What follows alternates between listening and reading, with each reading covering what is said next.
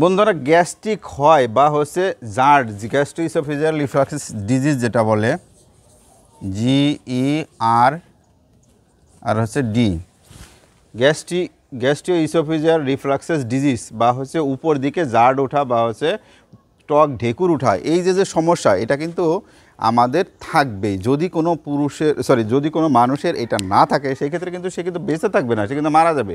কেন মারা যাবে? এটা হচ্ছে হাইড্রোক্লোরিক অ্যাসিড হচ্ছে আমাদের শরীরের দরকারি, বিশেষ করে এইখানে, কারণ আমরা খাবারের সাথে প্রচুর পরিমাণে হচ্ছে প্রচুর পরিমাণে হচ্ছে ব্যাকটেরিয়া ভাইরাস তো খাই, বাইরে থেকে প্রচুর পরিমাণে ফরেন পার্টিকেল কিন্তু আমাদের শরীরের ভিতরে প্রবেশ করে। বিশেষ করে দেখা গেছে টক দই তো আছেই, এর ভিতরে নানান রকম যে ছোট ছোট জীবাণু, এই জীবাণুগুলো কিন্তু এর ভিতরে প্রবেশ করে।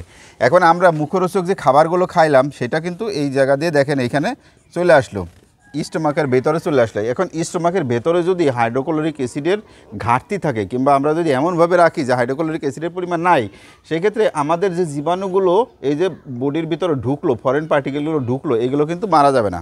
যখন মারা যাবে না সে কিন্তু আপনার বড় বড় রোগ তৈরি করবে এবং একসময় কিন্তু আপনি মারা যাবেন, মৃত্যু পথে পতিত হবেন অথবা নানান রকম রোগে ভুগবেন। যেমন হচ্ছে ডায়রিয়া হতে পারে কিংবা দেখা যাচ্ছে ডিসেন্ট্রি হতে পারে, অন্য কিছু হতে পারে।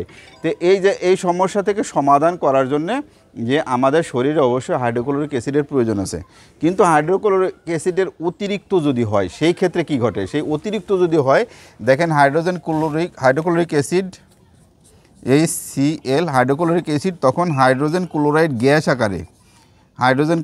গ্যাস আকারে সে হচ্ছে এই যে উপরের দিকে উঠবে, যারা আমরা বলি হচ্ছে জার্ড গ্যাস্ট্রোইসোফেজিয়াল রিফ্লাক্স ডিজিজ। অর্থাৎ হচ্ছে এই যে অ্যাসিডটাই কিন্তু তখন গ্যাস আকারে উপরের দিকে উঠবে, বুক জ্বলে পড়ে যাবে, যেটা জলিন যার ইলেশন হয়। তারপর হচ্ছে এই যে উপরের দিকে এখানে কিন্তু একটা স্প্রিংটা থাকে, যে স্প্রিংটা শুধুমাত্র উপরের দিকে কোনো কিছু ঢেকুর কিংবা কোনো কিছু উঠতে দেয় না। যদি এরকম উঠতেই দিত, আপনি যদি গাড়িতে উঠতেন সেক্ষেত্রে কিন্তু আপনার বমি হতো, কারণ হচ্ছে এই স্প্রিংটা তখন হচ্ছে আপনার খাবারটা ধরে রাখতে পারতো না, উপরের দিকে উঠতো এবং বমি হতো। এই সমস্যাটাও সমাধান করার জন্য আল্লাহ তাআলা দেখেন যে এখানে স্প্রিংটা দিয়ে দিছে, যে নিচের দিকে যাবে, শুধু উপরের দিকে যাবে না। এখন এই যে টক ঢেকুরটা উঠলো, এখন এই যে মানে বুকের ভিতরে জ্বলে পড়ে যাচ্ছে, এই জ্বলে পড়ে আবার হচ্ছে নিচের দিকেও আসবে। এই ডিওডেনামা যে জায়গা আছে এই জায়গা কিন্তু পাচক রস আসে এবং এইগুলোকে গাজাইতে, অর্থাৎ খাবারকে গাজাইতে কিন্তু সাহায্য করে, সেটা হচ্ছে ডিওডেনামের এইখানে আরও কাজ হয়। পরবর্তীতে আবার একটা ভিডিও দেখবো। আপাতত যেটা জানেন যে হাইড্রোক্লোরিক অ্যাসিডই হচ্ছে হাইড্রোজেন ক্লোরাইড গ্যাস আকারে উপরের দিকে ওঠে।